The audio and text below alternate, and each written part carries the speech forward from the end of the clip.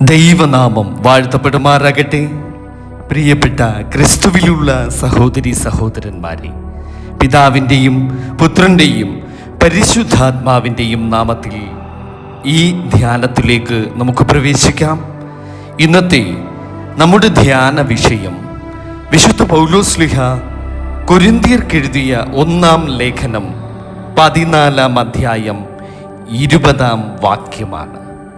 സഹോദരന്മാരെ, ബുദ്ധിയിൽ കുഞ്ഞുങ്ങളാകരുത്, തിന്മയ്ക്ക് ശിശുക്കളായിരിപ്പീൻ, ബുദ്ധിയിലോ മുതിർന്നവരാകുവീൻ.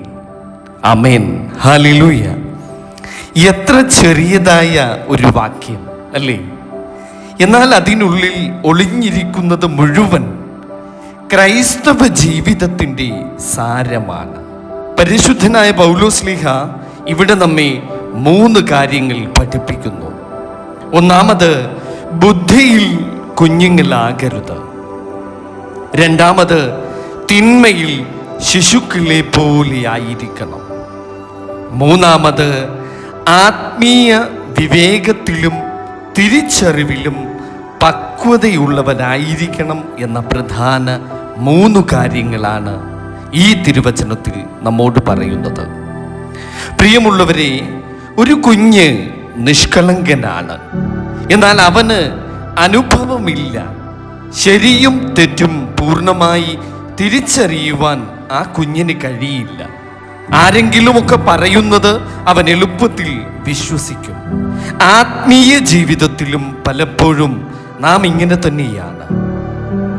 വർഷങ്ങളായി നമ്മൾ ദേവാലയത്തിൽ പോകുന്നുണ്ട്, സഭയിൽ നടന്നുകൂടുന്നുണ്ട്, വിശുദ്ധ കുർബാനയിൽ പങ്കെടുക്കുന്നുണ്ട്, പ്രാർത്ഥിക്കുന്നുണ്ട്. എന്നാൽ വിശ്വാസത്തിൻ്റെ ആഴം മനസ്സിലാക്കുവാൻ നാം ശ്രമിക്കാറില്ല എന്നുള്ളതാണ് സത്യം.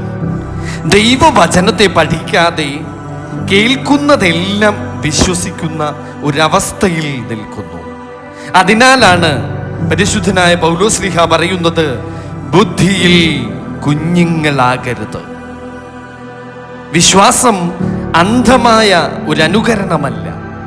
വിശ്വാസം എന്നത് സത്യത്തെ തിരിച്ചറിയുന്ന ആത്മീയ ജ്ഞാനമാണ്. സഭാപിതാക്കന്മാർ പഠിപ്പിക്കുന്നത് ക്രിസ്തീയ ജീവിതം ഒരു നിരന്തര വളർച്ചയാണെന്നാണ്. ഒരു വിത്ത് മുളച്ച് അത് വൃക്ഷമാകുന്നത് പോലെ ഒരു ശിശു വളർന്ന് പക്വതയുള്ള ഒരു മനുഷ്യനാകുന്നത് പോലെ ഓരോ ക്രിസ്തീയ വിശ്വാസിയും ക്രിസ്തുവിൻ്റെ പൂർണ്ണതയിലേക്ക് വളർന്ന് വലിയതാകണം. ഇന്ന് നമ്മുടെ സമൂഹത്തിൽ വിവര സാങ്കേതിക വിദ്യകളുടെ ഒരു പ്രളയമാണ്. സോഷ്യൽ മീഡിയ, യൂട്യൂബ്, വിവിധങ്ങളായ ഉപദേശങ്ങൾ, വ്യത്യസ്തങ്ങളായ ആശയങ്ങൾ. ഇവയിൽ എന്താണ് സത്യം, ഏതാണ് സഭയുടെ ഉപദേശം, ഇവയിൽ ഏതാണ് ദൈവഹിതം, ഇവ തിരിച്ചറിയുവാൻ ആത്മീയ വിവേകം നമുക്ക് ആവശ്യമാണ്. ആ വിവേകമാണ് പരിശുദ്ധനായ പൗലോസ്ലീഹ ആവശ്യപ്പെടുന്നത്. എന്നാൽ അതേസമയം അദ്ദേഹം മറ്റൊരു അത്ഭുതകരമായ കാര്യം ഇവിടെ പറയുന്നുണ്ട്. തിന്മയ്ക്ക് ശിശുക്കളായിരിപ്പീനെന്നാണ്. ഒരു ചെറിയ കുഞ്ഞിന് പാപത്തിൻ്റെ കുതന്ത്രങ്ങൾ അവൻ അറിയില്ല, അവന് വഞ്ചന അറിയില്ല, അവന് കപടത അറിയില്ല, അവൻ അസൂയ അറിയില്ല, അവന് ദുഷ്ടത എന്തെന്നും അറിയില്ല. അതാണ് ക്രിസ്ത്യാനിയുടെ ഏറ്റവും നല്ല ഒരു മാതൃക.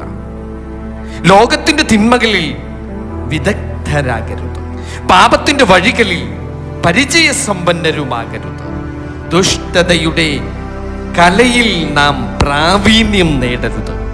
പകരം ഒരു ശിശുവിൻ്റെ നിർമ്മലത നാം കാത്തു സൂക്ഷിക്കണം.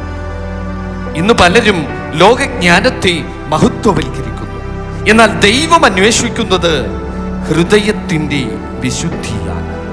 ലോകം ബുദ്ധിശക്തിയെ ആദരിക്കുന്നു, ദൈവം ഹൃദയശുദ്ധിയെ ആദരിക്കുന്നു. അതുകൊണ്ടാണ് കർത്താവ് പറഞ്ഞത്, ഹൃദയശുദ്ധിയുള്ളവർ ഭാഗ്യവാന്മാർ, എന്തുകൊണ്ടെന്നാൽ അവർ ദൈവത്തെ കാണും. പ്രിയമുള്ളവരെ, ക്രിസ്തീയ പക്വത എന്നത് പ്രായം കൂടുന്നതിലല്ല, സഭയിൽ വർഷങ്ങൾ ചിലവഴിക്കുന്നത് കൊണ്ടുമല്ല. ക്രിസ്തീയ പക്വത എന്നത് ക്രിസ്തുവിനെ പോലെ ചിന്തിക്കുവാൻ നാം പഠിക്കുന്നതാണ്, നാം പ്രാവീണ്യം നേടുന്നതാണ്. അതാണ് ക്രിസ്തീയ പക്വത എന്നതുകൊണ്ട് ഉദ്ദേശിക്കുന്നത്. ക്രിസ്തുവിനെ പോലെ സ്നേഹിക്കുന്നതാണ്, ക്രിസ്തുവിനെ പോലെ ക്ഷമിക്കുന്നതാണ്, ക്രിസ്തുവിനെ പോലെ വിനയപ്പെടുന്നതാണ്.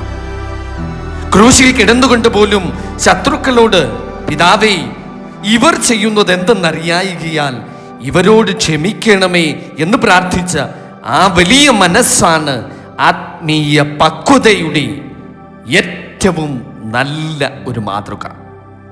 നമ്മുടെ കുടുംബ ജീവിതത്തിൽ, നമ്മുടെ സഭാ ജീവിതത്തിൽ, നമ്മുടെ സാമൂഹിക ജീവിതത്തിൽ നാം എത്രത്തോളം ക്രിസ്തുവിൻ്റെ മനസ്സ് പ്രകടമാക്കുന്നു?